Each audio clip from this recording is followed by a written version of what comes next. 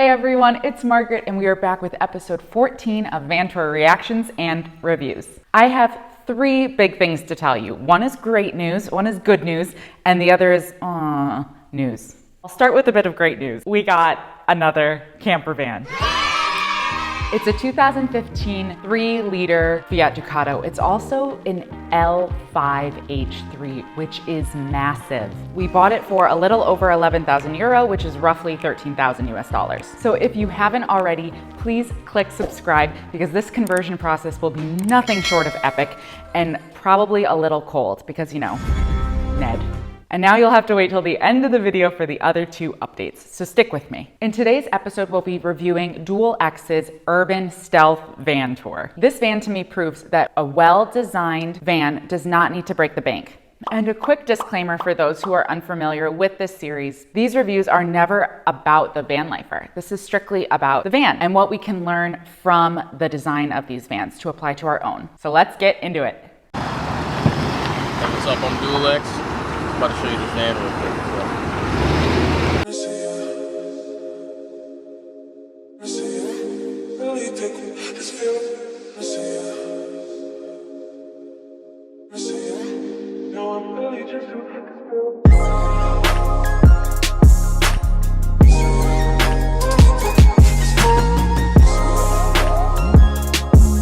Alright, so the couch right here, I actually made with a futon that I had in my house. And I wasn't using it, so I kind of took the cushion part out of that, and then I went to the fabric store and got these fabric couch covers. This footrest ottoman thing that opens up, and you can put, it's just like additional storage. Basically, it has that blankets in there. Also, the TV is on this little swivel mount thing, so you can pull it out, and you can actually angle it to face it so you can see it from outside. TV in a van. Yes, science! Think of how you spend your time now. The things that you love now won't magically change when you move into a van. It's not like van life suddenly turns you Amish or like into Bear Grylls. What you enjoy now, you'll likely still enjoy when you live in a van. And if you enjoy Netflix, with a TV, you can actually properly enjoy Netflix. Some people kind of carry some shame around having a lot of screens in their van, where I actually think the opposite. I think having those modern technologies embedded in your design will actually allow you to feel a little bit more sustainable. It can make it feel like you aren't taking any huge sacrifices. I call it a footrest, even though we actually have an ottoman right here. So I basically just made a storage compartment with this, where I keep all my tools and stuff. But it's like over the thing, I just put my feet on it. So when you're ready to go to sleep, slide it out.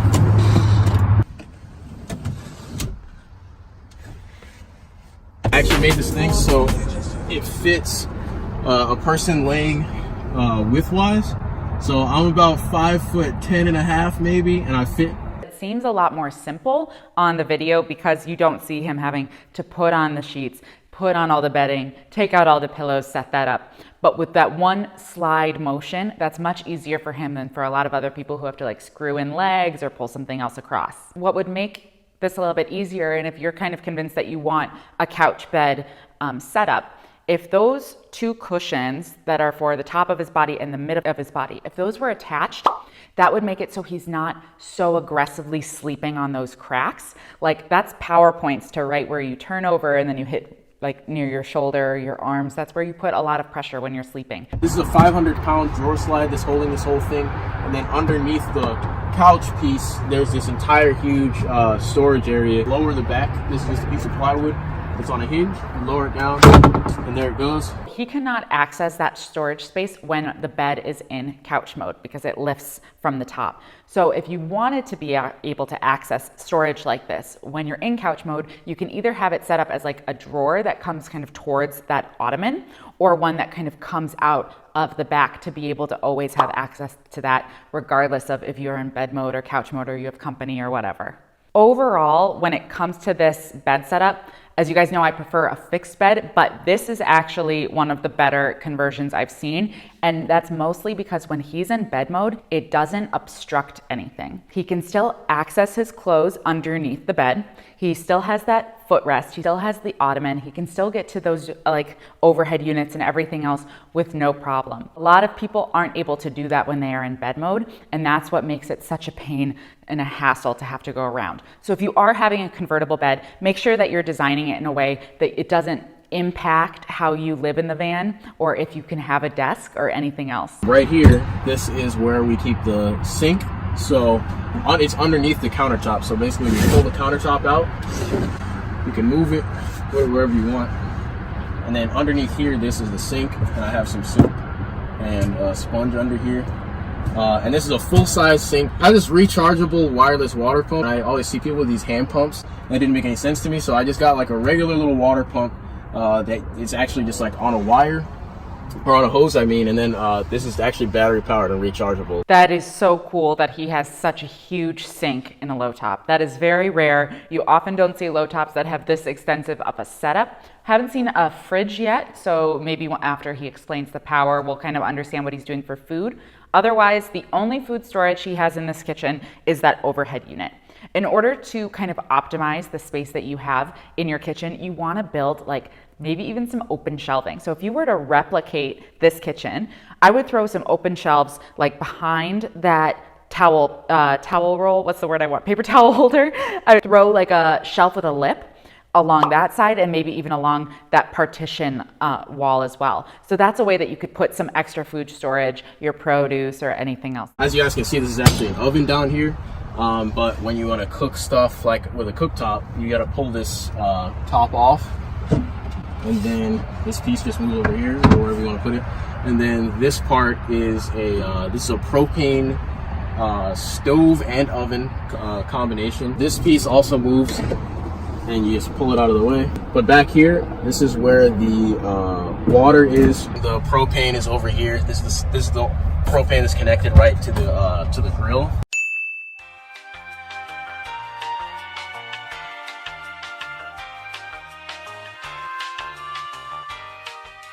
I know a lot of people aren't really comfortable with having propane in their vehicle. I can understand that, but there are safety precautions. You need to have ventilation below the propane tank, and it also needs to be well secured. It just like, it never moves from there, which is good. And then I just have a paper towel roll holder that just, it doesn't move unless you like force it to move. So smoke and fumes is obviously a problem. So I actually put this this fan like right next to where I wanted to put the kitchen. So basically when you start cooking, you just turn this fan on and it just kind of sucks everything like straight out. I know a lot of people in the comments are always very on it about these magnet strips with knives and also paper towel holders above the stove. When it comes to these stoves, the flame is like this big. It's not about to reach on top of your paper towel holder. I have a 100-watt solar panel up here, and from here, this is like where I have all my access to the electrical controlling stuff. Behind this seat is actually where I was talking about earlier, where I keep the batteries and stuff. So behind this seat on this metal wall, all these wires are coming down from the roof, from the solar panels, from everything that we have running in the back. It all comes into here. And then I have my inverter running right here. This is the battery box. So good to have a solar panel, even 100 watt. You have no idea what a difference that makes, especially if you are living on the road full time. There is nothing worse than when your battery is low. What you'll have to do then with no solars is turn on your ignition and just be like, running your vehicle, not going anywhere, and you kind of feel like a real dingus about it too. And you're just sitting there with a car revving in the background to be able to charge your battery. All right, so next thing is this cabinet right here. It's not only a cabinet, but it's also a desk and a closet. And I have more storage space in the bottom down here. I usually keep my cooler and stuff down there. It's also magnets up here. So when the magnets connect, it never opens, but just in case I put this latch on here too, just to make sure it never moves. But when this thing is down, it just leans on the counter from the kitchen, and it's pretty much the perfect height. This part right here is it's a desk when you're sitting on the ottoman. Then over here, this is just another cabinet. I love this desk setup. That is so cool. It doesn't impact his bed at all. So right now he is sitting on that ottoman, but if that ottoman were in the kitchen for him to be cooking or whatever, and he was in bed mode, he would still be able to sit on the bed in bed mode and be working on a laptop or doing any kind, or eating or hosting someone. They could be sitting on the ottoman.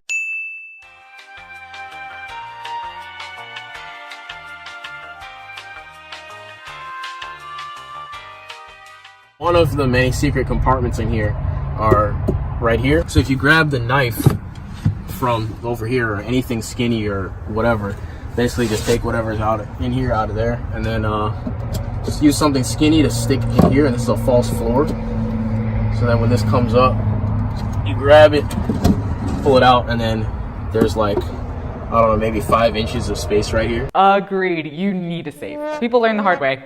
There's a lot of opportunity for shelving in this van. So he could also do some shelving if you just added a lip behind this overhead cabinet, just a small lip, and you could stuff your pillow up there. You could stuff some extra blankets, a sweatshirt, anything. That's a cool storage opportunity. And then also in this thin cabinet, having a few extra shelves and then having that space maybe not require a knife, but if you drilled up like some sort of a magnet, put a magnet on the other side, had it staying on that knife rack just the same, grab it, lift it up, no problem, nice and easy. All right, so in the front of the van, this is where I actually keep the toilet right here in between the seats. Curtain that I just pulled back is actually it's like a blackout curtain. It's like super thick, so no kind of light can go through. And then I have these magnets on this side. This is a metal wall. I just stick these magnets on this side to make sure it won't move. If you have curtains and you want to have them stick magnetized, hot glue those magnets straight to the curtain. That way you don't have to grab a magnet and clip it on. Grab a magnet, clip it on. You can open this hole right here, and then the waste goes down there, and you can fill the bottom part up with water and then push this flusher. So I just keep this right here, it doesn't smell. He has a cassette toilet, great for an urban camper. If you want to like cover up these toilets, because his is kind of floating like in this space, I've seen some people who will like make a wooden box that is designed with like some fabric on the top, just like an ottoman, and put that over the toilet, like a little cover. So when you're sitting on that, you're like on the toilet, but also on this box. It kind of makes it less feel like the bathroom is exposed all the time.